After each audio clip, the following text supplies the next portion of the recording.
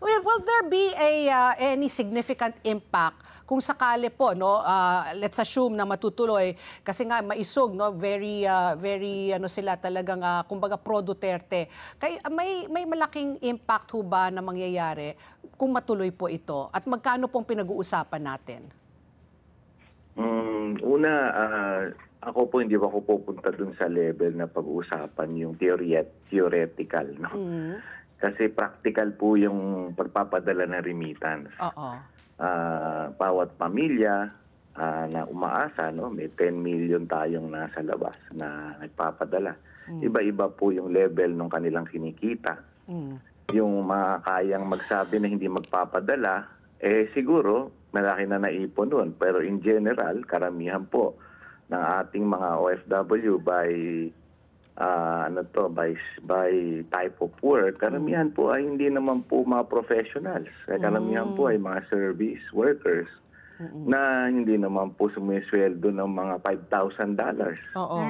So, doon na lang po natin tingnan yung numero. Kung hindi po magpapadala yon para sa kanilang pamilya, di paano naman po yung pamilya nila dito? Po ba?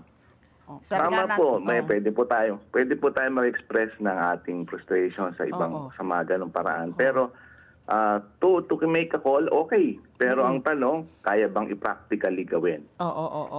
Yan po yun. Kasi sige po. I was just going to ask, kasi nga, it is just this, yung very vocal is the maisug Croatia.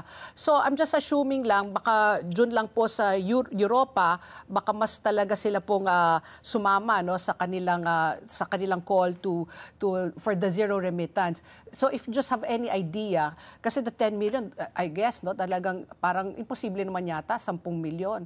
Pero yung yung bare minimum, do you have any idea po, Dr. Ang? Well, kasi on the average, sa isang buwan, ang pinapadala average is about 2.5 to 3 billion dollars, ano? On the average, ano? Kasi sa isang taon, kaya nating kumalap ng mga, lagpas na nga dyan yan dahil umabot na tayo ng almost 40 billion sa isang taon. So kung gano'n ang pinag-uusapan natin, i-divide nyo na lang yun. No? Tanggalan mo ng isang linggo yung 3 billion. Sabihin natin, for the simple argument, tanggalan mo 3 billion, pinag-uusapan natin dyan mga almost $800 million na hindi mo ipapadala.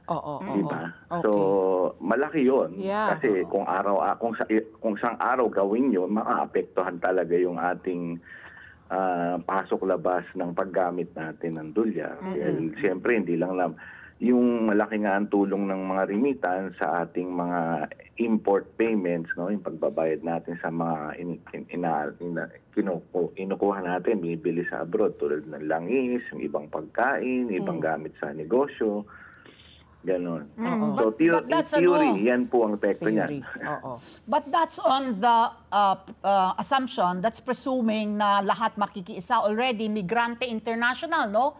Sabi nila, hindi sila sang-ayon dito sa Zero Remittance Week na ilulunsad, coinciding with the birthday of the former president, dahil sila ay sang-ayon dito sa pag-aresto kay Duterte at pagharap sa ICC. At saka ang sinasabi nila, like ito, divisive yung pinaglalaban, hindi naman nagkakaisa ang lahat ng OFWs dahil merong sang-ayon dun sa ginawa ng pamahalaan. And they were saying, etong zero remittance, yung hindi pagpapadala ng remittance sa bansa, ginawa na nila yan noong panahon ni GMA, nung magkakaroon ng increase doon sa fees ng mga recruitment agency sa kanila. Ginamit nila nung panahon ni Pinoy, nung sinabi tataasan daw yung taxes ng balikbayan boxes nila. Yun, unified sila. Na wag taasan yung kanilang babayarin. Then you can expect kung 10 million yan, 10 million makikiisa na hindi magpapadala. Pero ito, divisive po yung pinaglalaban, hindi po ba? Well, kanya-kanya naman kasing opinion yan. So, pwedeng, yung siyempre, alam natin, may mga kanya-kanyang, pananaw. Paninindigan, oo. So, Ang mahalaga lang, ako para sa akin, practical ako. I'm looking at the practical side. Ano? So, kaya mo ba talagang Kaya ng pamilya hindi mo. gawin yun? Oo. Parang ganon. Kasi hindi naman, kaya ka nga umalis para tulungan ng pamilya mo dito. Correct. Let's get together. Sunnet 25. Sunnet 25.